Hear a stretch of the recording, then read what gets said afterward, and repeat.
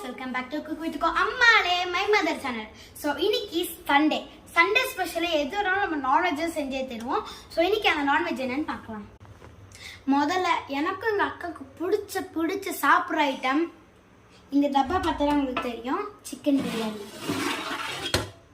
3 kg வந்து mummy செஞ்சுருக்காங்க. So biryani ரொம்ப காரமாக இருந்துச்சுன்னா அதை தொட்டுக்க மம்மி வந்து தயிர் பச்சடி செஞ்சாங்க.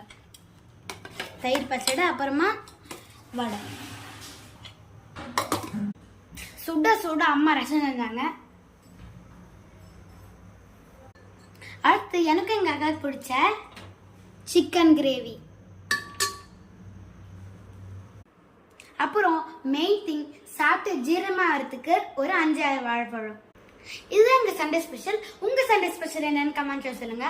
மறக்காம சப்ஸ்கிரைப் பண்ணிருங்க, லைக் பண்றேங்க. பாய்.